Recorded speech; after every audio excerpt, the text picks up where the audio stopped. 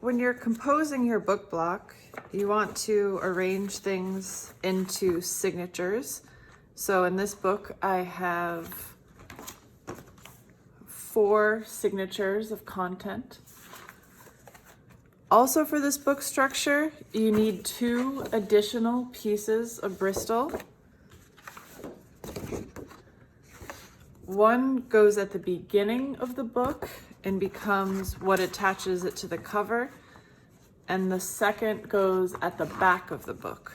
So whatever signatures you have originally, you're going to add 1 sheet folded at the beginning and the end.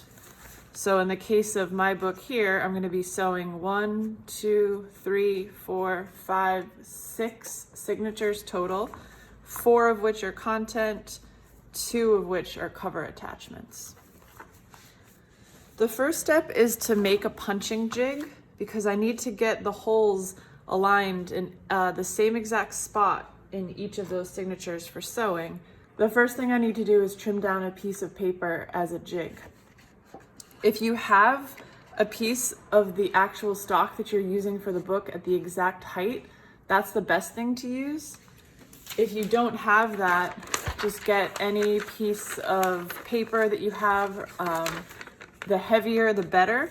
You can align it at the top, fold down, trim it to be the exact same height as your book, and that can be your jig material as well. But for today, I am going to use a piece of Bristol that's the exact same height as my book. I can cut this down at any dimension, something about halfway through.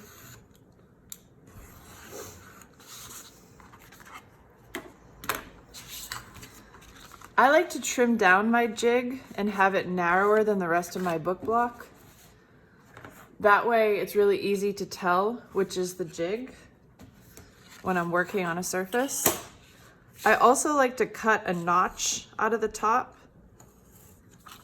so that I just very quickly know what is head.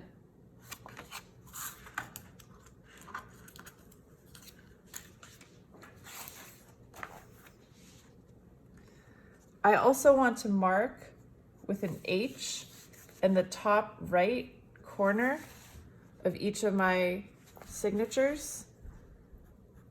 That will allow me to know what is the head of my book.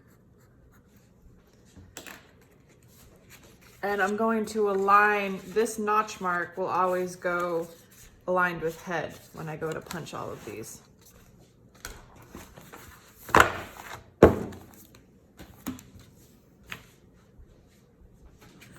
Now I have to mark my jig with my measurements. My first sewing station's going to be 1/2 inch from the top and bottom. So I can go ahead and make those marks first. And then I know I want 3 more sewing stations, each 1/2 inch apart. So what I can do is I can give myself a sense of, where's the middle of this, somewhere like that. So maybe what I can do is do 1/2 inch up from there.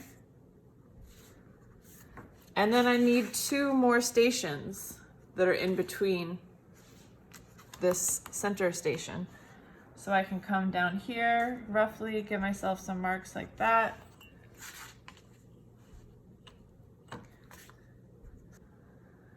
So now I have 1, 2, 3, 4, 5, 6, 7, 8 places where I'm going to be sewing. If you have an awl, you can come in here at a 45-degree angle and punch your holes.